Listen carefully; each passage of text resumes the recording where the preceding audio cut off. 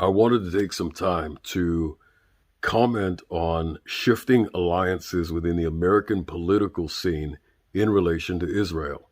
And I know a lot of people have been commenting and addressing what has been going on in the Israeli-Palestinian conflict over the last several days. There was a ceasefire yesterday after an 11-day inflammation of the conflict. And something that is surfaced within the American political realm that is something that I have preached, taught, and talked about for many years. I've said this for many years. I've had good friends disagree with me on this particular subject that I'm about to talk about in this video. And I wanted to get this video out earlier. I wasn't able to. But now I am seeing unfold what I've said for years. In fact, I went back and found a video that I did on Tisha of last year in September, and I spoke about the possibility of what shifting alliances within the American-Israel relationship would look like if a Democratic president came into office, began to enact policies against Israel.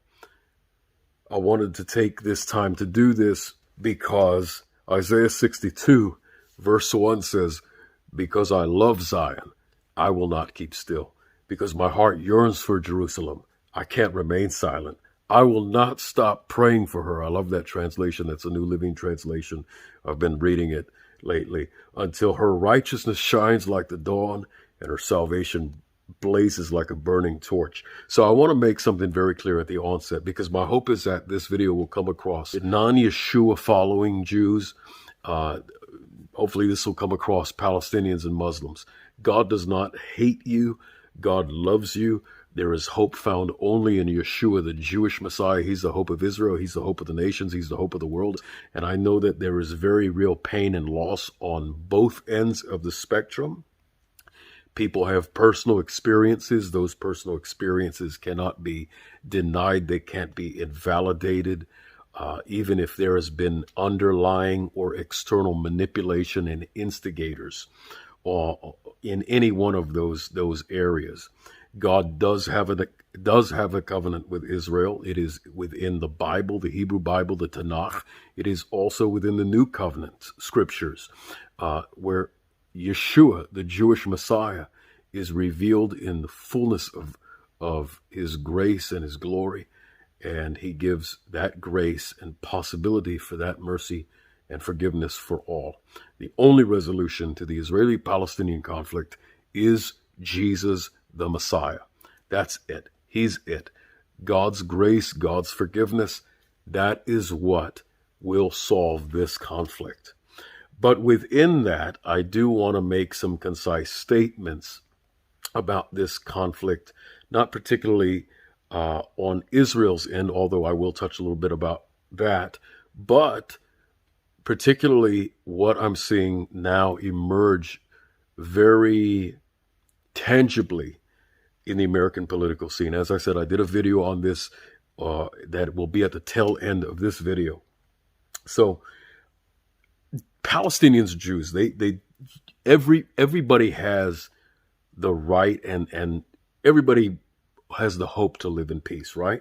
Okay, so like any follower of Yeshua, I don't preach hate. I don't advocate hate. I don't hate Palestinians. Just because I love and support Israel does not mean that I hate Palestinians. It's been said that if Palestinians put down their weapons, there would be peace. If Israel put down their weapons, there would be no more Israel. But anyhow, in preaching the standard of God's love through Jesus the Messiah, Yeshua is the center of that message. That's the gospel message. He's the center of it, not us, not man. So I'm not speaking towards a progressive liberal message where man is the center and God, I get to play the victim all I want. No, we all of us, every single one of us, Jew, Gentile, we all have to bring our pain to the foot of the cross, all of us. And so I'm not speaking towards a liberal Christian message where this is some kind of nice social gospel. I am sensitive to the realities of atrocities that have been done to families who have lost children. I'm also very much aware that there has been propaganda that has gone out. There have been lies that have gone out from Hamas. It's funny, I saw this thing on CNN, and it said Palestinian militant group Hamas. Well, CNN, you need to go and do a retraction, because you should have put Palestinian terrorist group Hamas. That being said, I don't believe that all Palestinians are terrorists or hateful. If you criticize Israel, that also doesn't mean that you're automatically anti-Semitic. It doesn't automatically mean that you're anti-Israel. There are plenty of Jews who criticize Israel. As long as that critique is not applied in the sense of a false weight and a false balance of judgment. I like what Eric Hoffer said. He was an American moralist and social philosopher. He said, things permitted to the other nations are forbidden to the Jews. Other nations drive out thousands, even millions of people, and there is no refugee problem. Russia did it. Poland, Czechoslovakia did it. Turkey threw out 1 million Greeks, and Algeria 1 million Frenchmen. And by the way, President Biden just recognized the Armenian genocide of 1917. The Turks still haven't recognized that. Indonesia threw out heaven knows how many Chinese, and no one says a word about refugees. But in the case of Israel, the displaced Arabs have become eternal refugees. Everyone insists that Israel must take back every single Arab. Arnold Toynbee calls the displacement of the Arabs an atrocity greater than any committed by the Nazis. Other nations, when victorious on the battlefield, dictate peace terms. But when Israel is victorious, it must sue for peace. Everyone expects the Jews to be the only real Christians in the world. I love that final sentence there. It's the nail on the head. Everyone expects Jews to be the only real Christians in the world. And maybe that's because of a sense of the calling of chosenness that we have on us.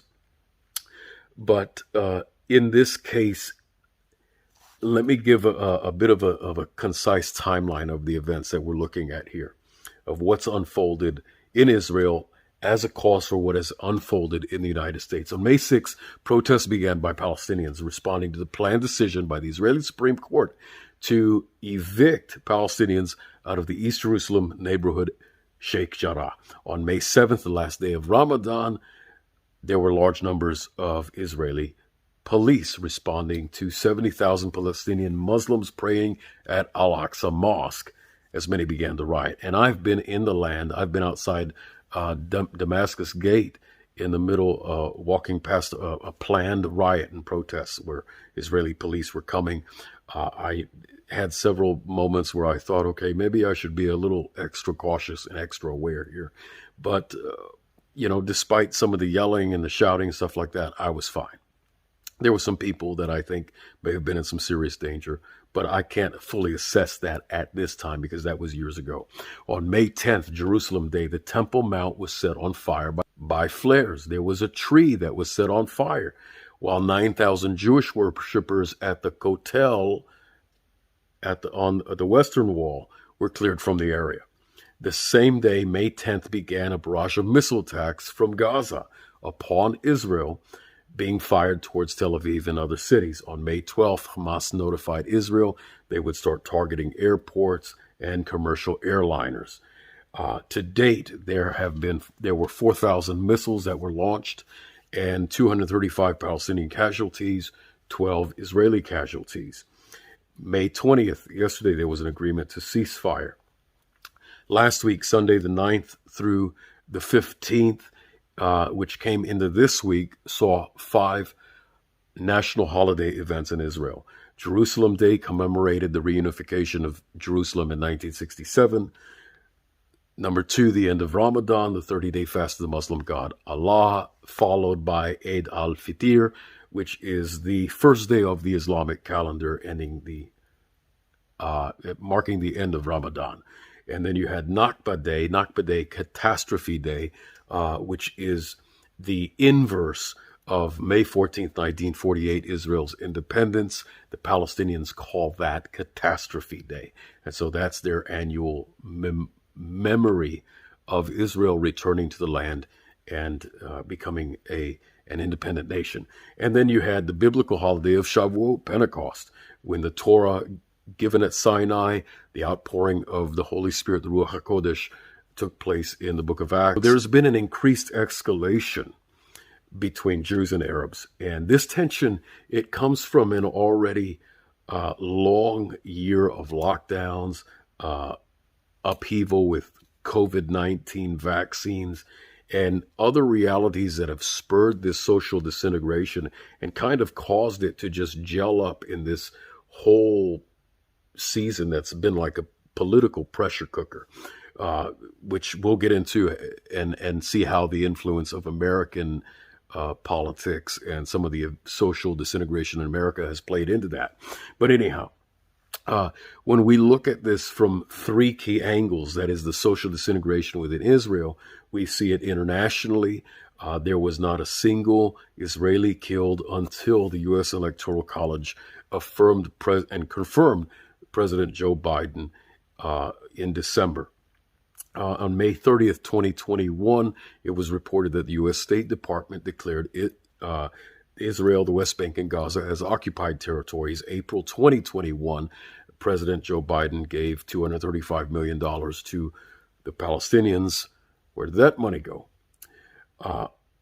Internally, when we look at Israel internally, Israel's divided.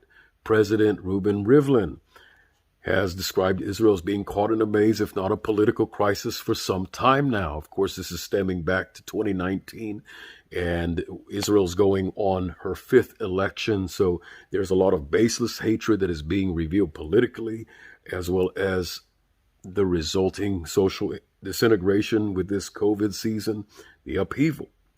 Israel's divided. The pandemic, the vaccines, the lockdowns have resulted in a pent-up tension that has been ready to explode.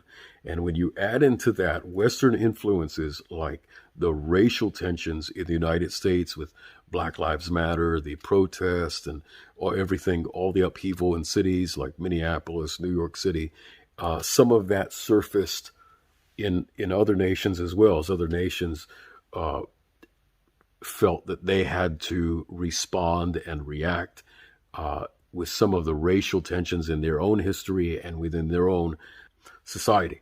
And then, of course, when we look at the Bible's filled with passages regarding the prophetic end-time reality, where there are increasing pressures and tensions surrounding the land and the people of Israel.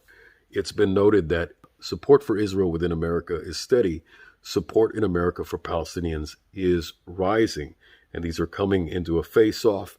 This is spilling over, and it's being revealed on the streets.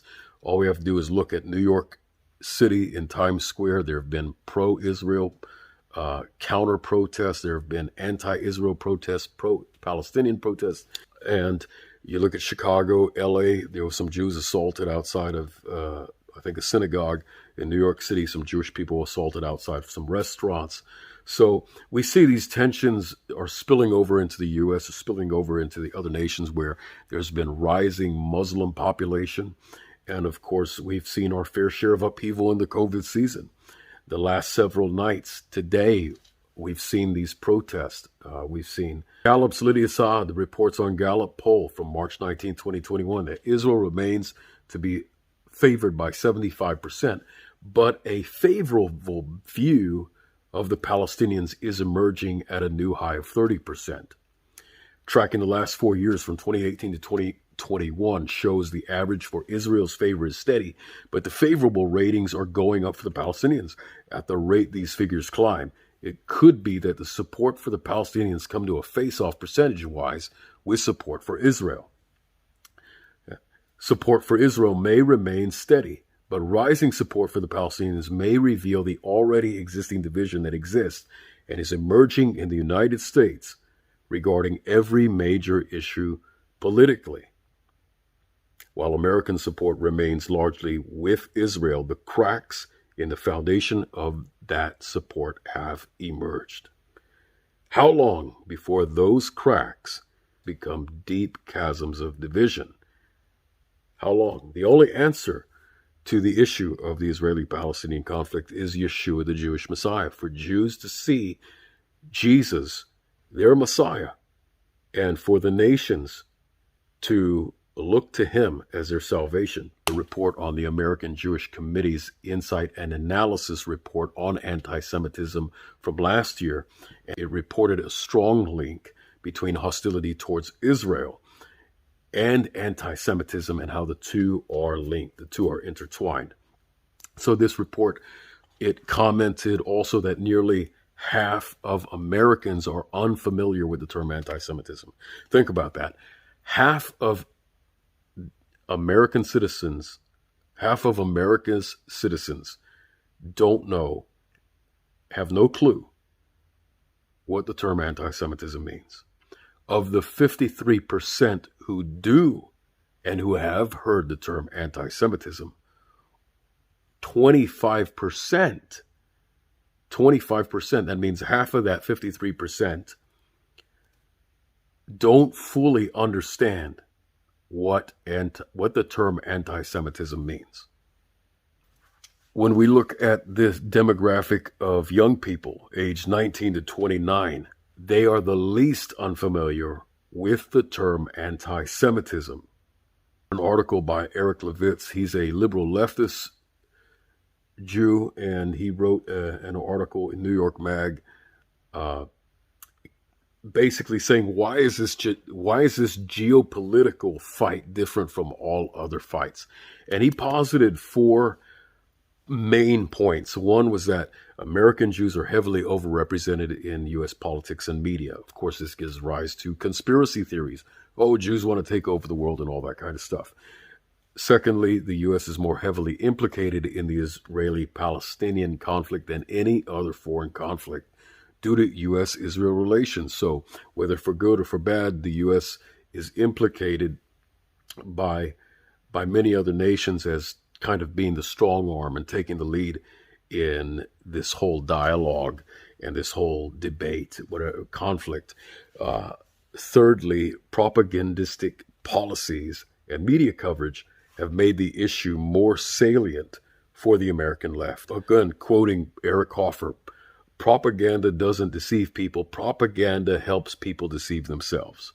And when we look at this issue, people will be strongly opinionated. Face it, we live in a day and age when people really are moving and engaging, responding, and reacting to issues and social problems with emotionally charged arguments. And people will have strong opinions regarding this, and yet they'll be completely ignorant. Again, how is it that half of Americans have heard the term anti-Semitism, and half of the ones who have heard the term anti-Semitism don't fully know what the term means, and yet they will have a strong opinion regarding the Israeli-Palestinian conflict? Do you see the problem there? Do you see how much of a problem that could be for a person not to fully be aware of some of the basic understandings of what Jewish hatred means, and yet to have a strong opinion about Israel and the Jewish people? But he quotes Bernie Sanders, and of course Bernie Sanders, he's very critical of Israel. Bernie Sanders is Jewish as well, even though he said that Israel has a right to defend herself. But Eric Levitz, he basically said in this article that when compared with other regional conflicts, the Israeli-Palestinian is relatively small because you've got about 14 million people involved in it, whereas compared to, say, the Ethiopian or the Sudanese, the ethnic cleansing going on in that region, there are 112 million people that are engaged in that ongoing conflict.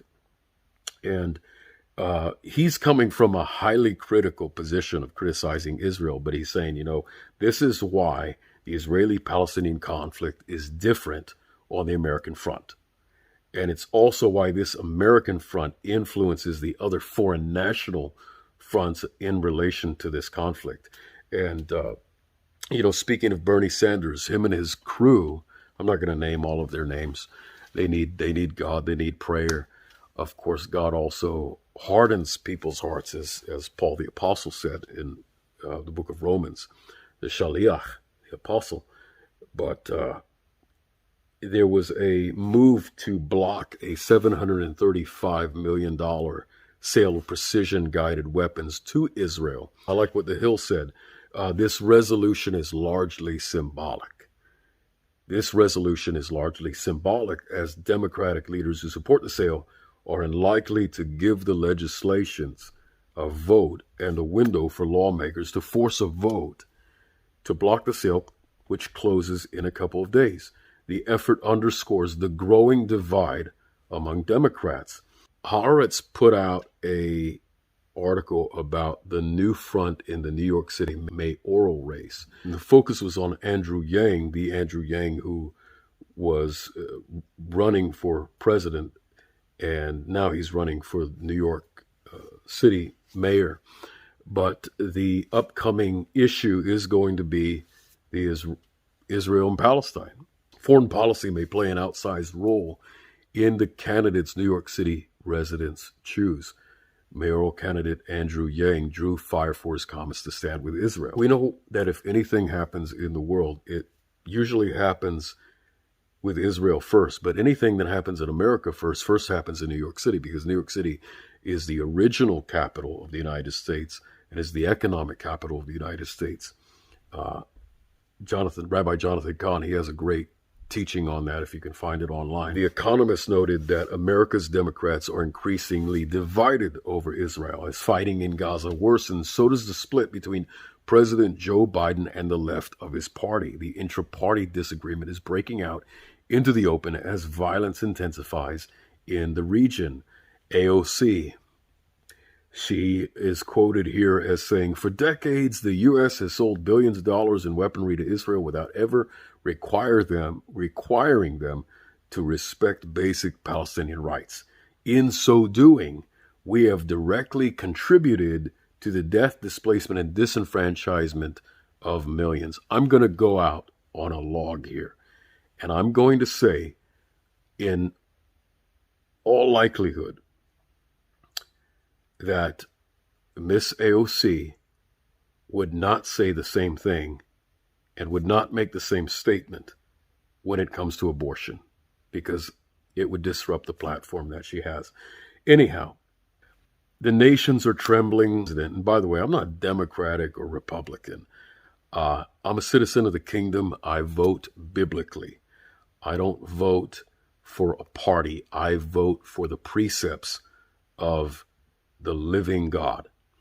And one thing that I talked about in this video here at the tail end are the cracks in that relationship between Israel and America, and how they could possibly be exposed and overturned by one individual. When we look at, say, one of these radical leftist politicians who are younger and they're building up their political clout and their base, their platform, how long before one of them gets elected into office and really tries to put their foot down on Israel? Think of like this. AOC, and I have nothing against Miss Cortez personally. When we look at Miss AOC,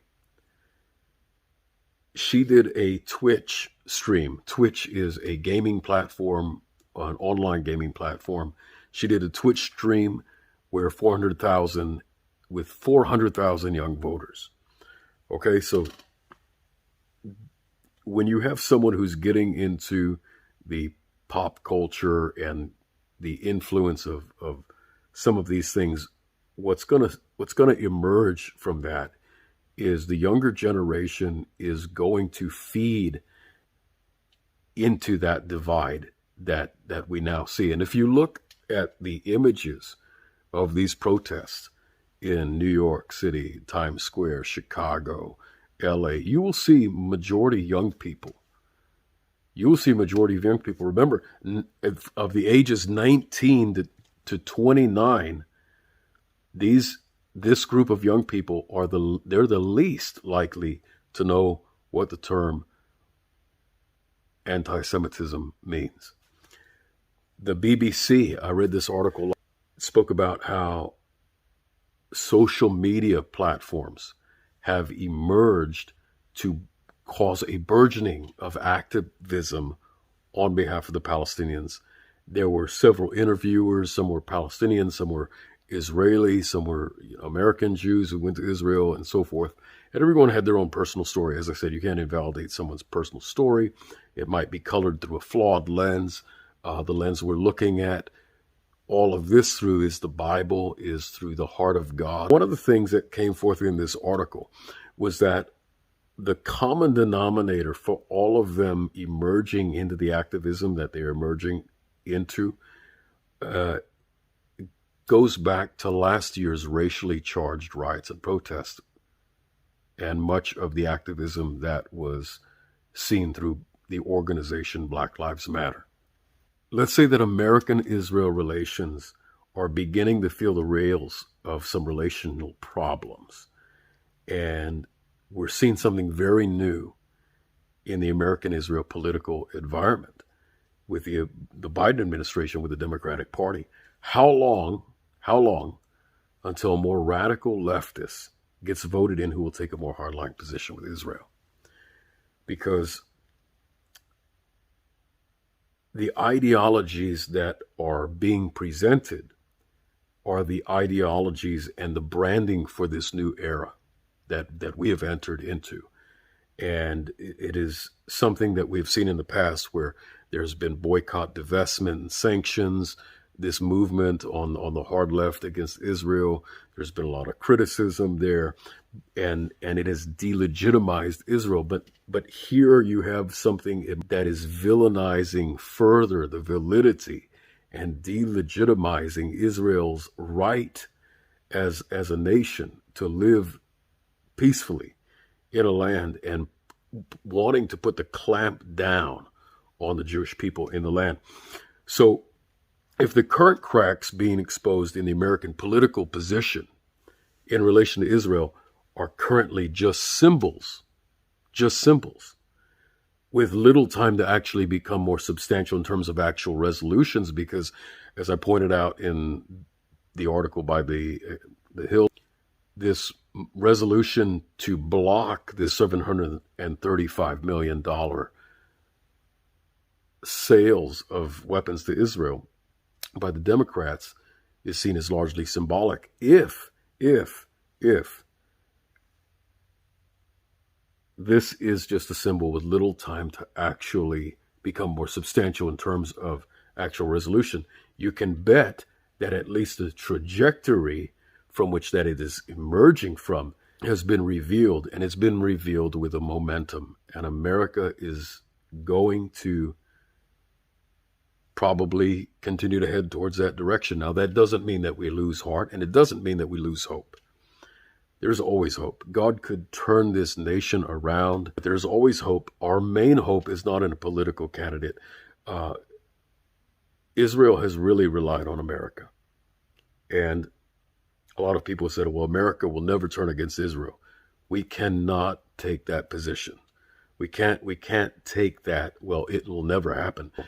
In Ezekiel 29, Israel trusted in Egypt, but Egypt was a broken reed.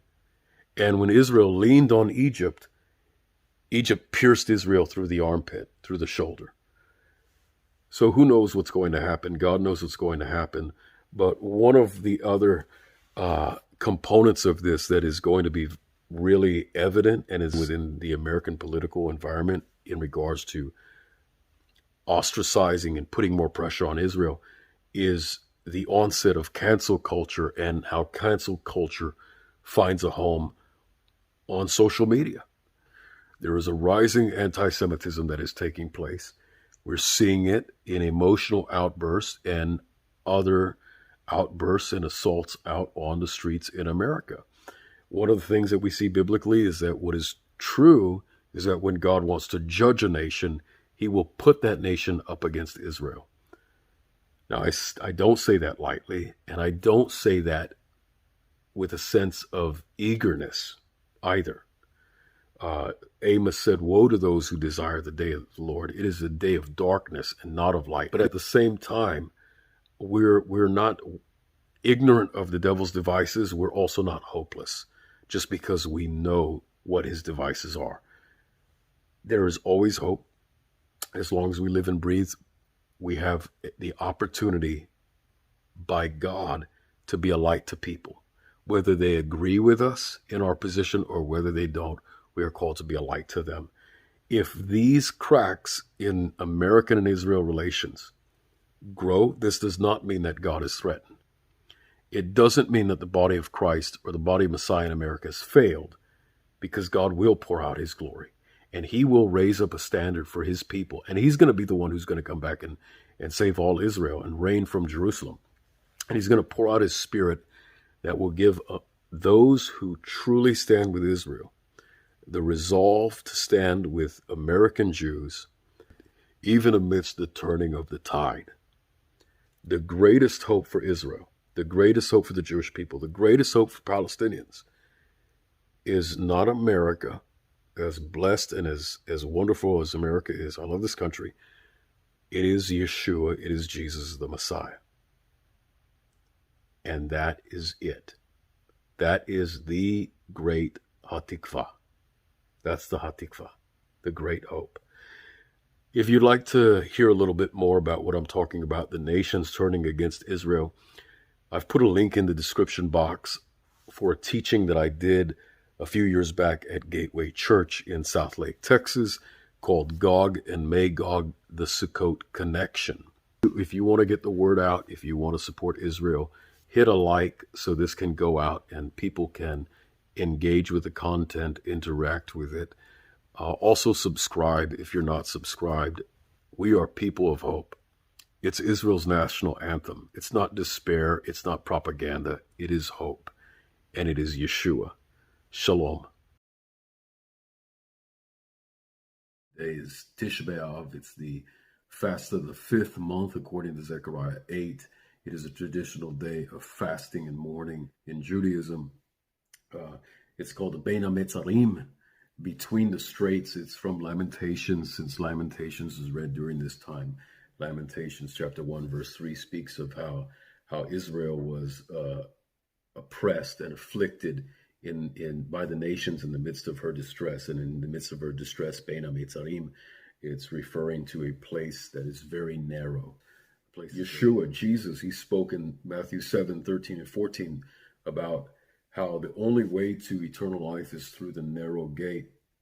He wasn't specifically referring to that chapter and verse in Lamentations, but the concept of entering through something that's narrow or something coming forth through that which is narrow. The same concept is there. Parallel to it would be the idea of a baby during birth pangs, passing through the narrows of the birth canal. We have entered into the birth pangs, and we have entered into the Hametzarim, the narrows. Why is it such a significant day? Well, it's a day of calamity for the Jewish people. It's a day of calamity for the nation of Israel, because every major Jewish catastrophe has occurred on this day. Aaron, the high priest, the brother of Moses, the original high priest in the Torah, that he died on the Vav, and it was signifying an omen for Israel. It said that in Numbers 13 and 14, the spies who went into Canaan with Joshua and Caleb, that when they came back with a bad report, it was on the 9th of Av, and Israel was sentenced to wander for 40 years in the wilderness as a result. The Babylonians destroyed the temple in 587 on the 9th of Av. The Romans destroyed their second temple, the Herodian temple, in 70 CE on the 9th of Av. The Battle of Beitar, which was the battle that the Romans crushed the Bar Kokhba rebellion in 133 CE. That was on the 9th of Av. Bar Kokhba was a false messiah. He was declared to be the Messiah by Rabbi Akiba, famous rabbi in the Mishnah and the Talmud. And a year later, on the 9th of Av, The Temple Mount itself was plowed like a field by the Romans. Then England expelled the Jewish people in 1290. Spain, 1492, that was a significant year, not just in Jewish history, but in world history.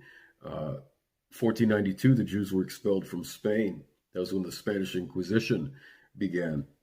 And then both world wars began on the 9th of Av, when we know how devastating World War II was with the Holocaust. This is a time where we are seeing a lot of rising anti-Semitism, anti-Jewish sentiment in the nation, in the world. And it seems like in every catastrophe that happens in the world, Jewish people are blamed. We're scapegoated. I read this article today that Jewish conservative Laura Loomer posted from Front Page Mag. And the article is about how the Democrats have instituted a Jew ban. Anyhow, she posts this article, and the article tracks the rising anti-Jewish sentiment in the Democratic platform. All these Democratic representatives are beginning to take a position against Jews, against Israel. I just found it so interesting because of the fact that when I look in history and you look biblically at the book of Esther tells of a period of time in Persia where Persian law was easily manipulated by one individual who had an agenda, and this individual knew how to manipulate the laws in order to fulfill his agenda to annihilate the Jewish people. Of course, it didn't happen. Thank God. I've saw this video that David Wood is a Christian apologist to Muslims. David posted this video about a campaign ad that Joe Biden aired. And in the campaign ad, you can look up the campaign ad. Joe Biden cites a quote from the Hadith. The Hadith is the purported sayings of Muhammad. And the Hadith that he quotes is a Hadith that calls for jihad, that is interpreted to call for jihad. And so Joe Biden calls for American Muslims to commit jihad against America. Well, that's raises some flags with me, because for years I've taught and I've preached that there is a very real possibility that at some point America could turn against Israel. And when we look at Persia, all it took was one individual to undermine Persian law and to manipulate it. And so when we look at the United States, it could get to the point where all it takes is one individual to get in office, and that one individual could undermine a whole lot of what has already been done in support of Israel. It could take one individual to manipulate and change so many things in America to turn her back on Israel. I've had people kick back against that idea, and they've told me it'll never happen. America will never turn against Israel. You know, Hosea chapter 10, 13, 14, you have plowed up wickedness, you have reaped iniquity, you have eaten the fruit of lies, you have trusted in your own way, in the multitude of your mighty men. In other words, they were trusting in their military might. A tumult will rise among your own people. In other words, there doesn't have to be an invasion that comes in. There might be an implosion in society, like we're seeing with BLM, Antifa, you know, these domestic terrorist organizations, communist, Marxist. Anyhow, these destructive elements that we are seeing that are beginning to turn towards the Jewish people and begin to blame these problems that they are standing against on the Jewish people. So who knows what can happen? We don't know. We need to pray for Israel. We need to pray for America, because America and Israel have had a very special relationship. But God and Israel have a very, very special relationship. In fact, there is a covenant, and God says that he's going to fulfill his covenant and that he has ratified that covenant already through Yeshua the Messiah.